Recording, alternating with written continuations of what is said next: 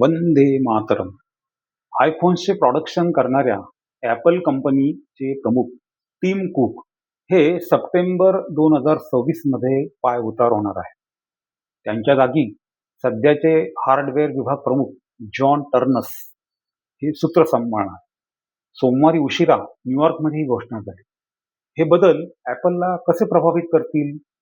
या नेतृत्व बदलाचा शेअर मार्केटवर तसेच चीन सप्लाय चेन वर काय परिणाम होणार आहे? भावी सीईओ जॉन हे हार्ड विभागाचे प्रमुख असल्यामुळे आयफोन्सच्या आगामी प्रॉडक्ट्समध्ये कोणते बदल होतील? ते म्हणजे जॉन हे जे आहेत भारतात गुंतवणूक करण्यासाठी अनुकूल आहेत की नाही? टिम कुक हे कंपनीच्या कार्यकारी अध्यक्षपदाची धुरा सांभाळणार असल्यामुळे पॉलिटिकल डिप्लोमॅट ही त्यांची भूमिका जी आहे ते कितपत निभावतील? या सर्व घडामोडींविषयी आपण आजच्या या व्हिडिओमध्ये सविस्तर जाणून घेणार आहोत. त्यासाठी हा व्हिडिओ पूर्ण बघा. ॲपलच्या 50 वर्षांच्या कामगिरीचा परिचय करून देणारा एक व्हिडिओ आपण तयार केलेला आहे. तो सुद्धा या ॲक्वेरियस इन्साइट्स या चॅनलवर उपलब्ध आहे. तो आपण अवश्य पाहावा. आपणास हा व्हिडिओ जर आवडला तर लाईक करा, कमेंट्स करा आणि चॅनल सबस्क्राईब करा. मित्रांनो नमस्कार, मी संजय झेंडे. तुम्ही पाहत आहात ॲक्वेरियस इन्साइट्स हे यूट्यूब चॅनल. या चॅनलचं घोषवाक्य आहे फ्लो ऑफ इन्फॉर्मेशन. नाविन्यपूर्ण आणि दर्जेदार माहिती आपल्यापर्यंत पोहोचवणारं हे चॅनल आहे. मित्रांनो, सोमवार संध्याकाळ टेक जगतात काहीशी खळबळ माजवणारी ठरली. त्यास निमित्त ठरले ते ॲपल कंपनीने रिलीज केलेले एक निवेदन. सध्याचे सीईओ टिम कुक हे सप्टेंबर 2026 मध्ये आपल्या पदावरून पायउतार होतील आणि हार्डवेअर विभाग प्रमुख जॉन टर्नस कंपनीचा सीईओ पदाचा कार्यभार 1 सप्टेंबर पासून स्वीकारतील. ही बातमी काहीशी अपेक्षित होती. टेक जगताचं या घडामोडीकडे लक्ष होतंच, परंतु ॲपल कंपनीने नुकतंच म्हणजे 50 वर्षे पूर्ण केली 1 एप्रिलला. त्याच महिन्यामध्ये या बदलांची घोषणा करण्यात आल्यामुळे काहीसं आश्चर्य मात्र वाटलं. अर्थात टिम कुक हे 1 सप्टेंबर पासून सीईओ पदावर राहणार नसले तरी ते कार्यकारी अध्यक्ष एक्झिक्युटिव्ह चेअरमन या पदावर असतील. ही बाब देखील ॲपल प्रेमींना समाधान देणारी आहे. मित्रांनो, टिम कुक यांच्या पायउतार होण्याच्या घोषणेची अमेरिकेतील शेअर बाजारावर प्रतिक्रिया अर्थातच उमटली.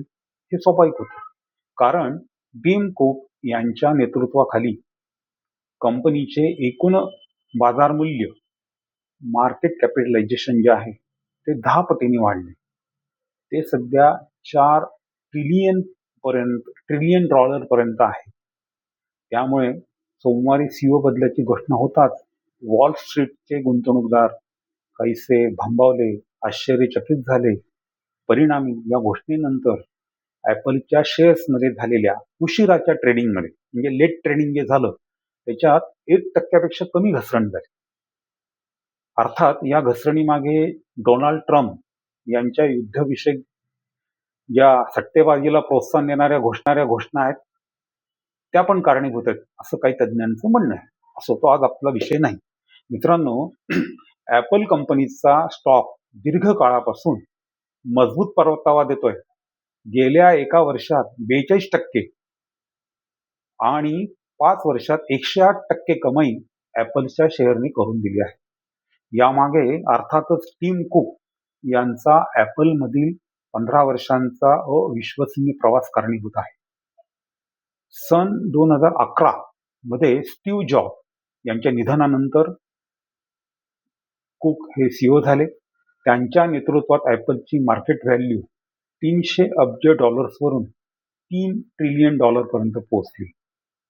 कुक यांची सप्लाय चेनमध्ये मास्टरी होती. कुक हे ऑपरेशनचे गुरु आहेत. त्यांनी आयफोनची प्रोडक्शन इतकी परिपूर्ण केली की जगभरामध्ये दररोज लाखो युनिट्स विकले जातात. सेवा क्षेत्राचा विकास त्यांच्याच काळात झाला. Apple music, iCloud, Apple TV plus सारख्या सर्व्हिसेसने कंपनीचा रेव्हेन्यू 80% पर्यंत वाढवला. पर्यावरण आणि सोशल रिस्पॉन्सिबिलिटी यावर त्यांनी भर दिला. कार्बन न्यूट्रल होण्याचे ध्येय त्यांनी ठेवले. कितपत यश आले ते बघावं लागेल. कुक यांनी ॲपलला ब्रँड पासून कंपनीत रूपांतरित केले, पण त्यांच्या कार्यकाळात इनोव्हेशन कमी झाल्याची टीका त्यांना सहन करावी लागली. आयफोन डिझाईनमध्ये क्रांती नव्हती, तरीही त्यांच्या स्थिर नेतृत्वाने ॲपलला $1 ट्रिलियन क्लबचा राजा बनवले. मित्रांनो, गुंतवणूकदारांचे लक्ष आता टर्न्स यांच्याकडे वळले आहे. जॉन हे टेक्निकल विजनरी आहेत. स्टीव्ह जॉब सारखे इनोव्हेटिव्ह पण आहेत, पण कुक यांच्यासारखे ऑपरेशनल नाही. ते कंपनीच्या हार्डवेअर आणि सेवा व्यवसायाचा समतोल कसा राखतात, ते ॲपलच्या AI धोरणाचं भान कसं ठेवतात, याकडे आता सर्वांचं लक्ष आहे. त्यांचं येणं ॲपलसाठी इनोव्हेशन बूस्ट असेल असं मानलं जातंय. हार्डवेअरवर जास्त फोकस त्यांचा असेल. व्हिजन प्रो सारखे AR आणि VR प्रॉडक्ट्स वेगाने मार्केटमध्ये येतील.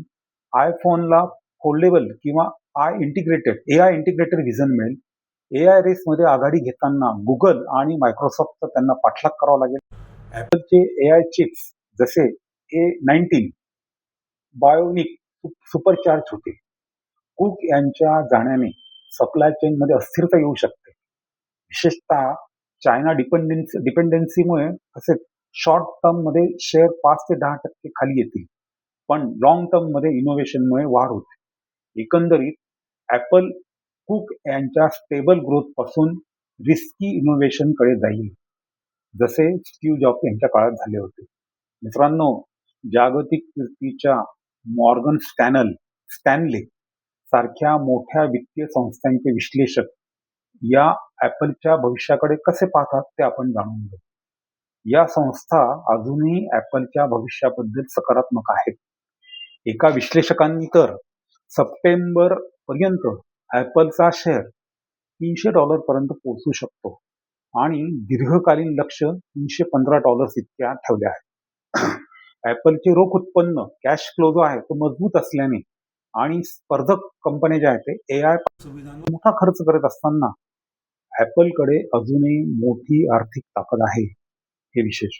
मित्रांनो, संपूर्ण बाजारपेठ जॉन टर्न्स यांच्या नेतृत्वात विशेषतः AI धोरण आणि नवीन उत्पादनासंदर्भात अधिक स्पष्टता येण्याची वाट पाहते आहे. टीम कुक कार्यकारी अध्यक्ष म्हणून कायम राहिल्याने उच्चस्तरीय जी भागीदारी होणार आहे, करायची आहे आणि भांडवलाचं वाटप, कॅपिटल अलोकेशन यात सातत्य राहील हे नक्की.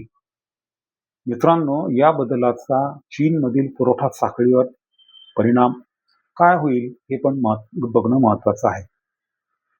कारण टीम कुक यांच्या नेतृत्वाखाली ॲपलने चीनमध्ये एक प्रचंड मोठी आणि कार्यक्षम उत्पादन साखळी सप्लाय चेन विकसित केली आहे.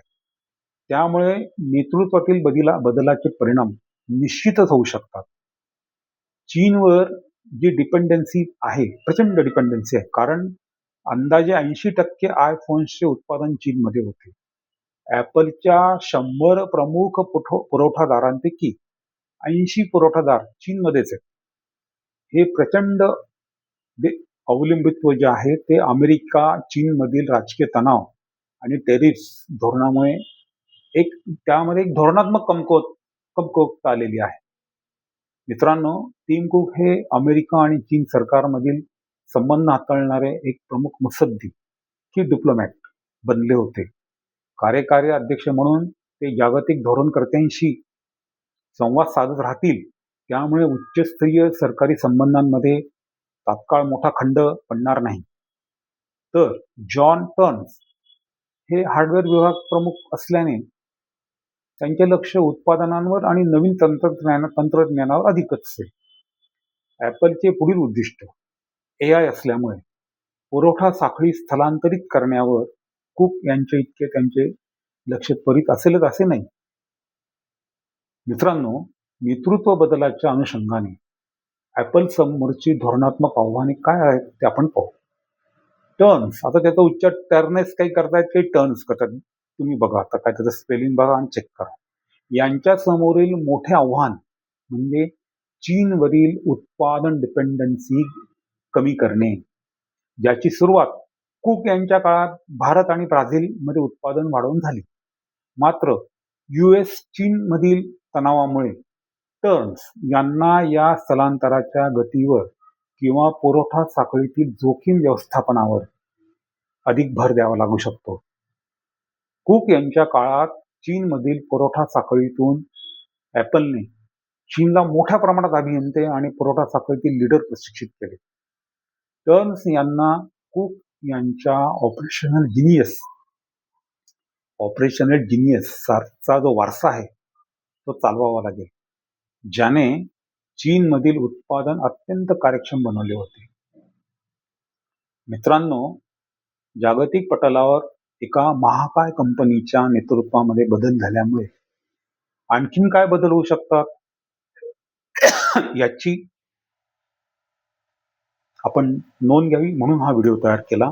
याविषयीची आपली मते आपण इथे नोंदवावीत.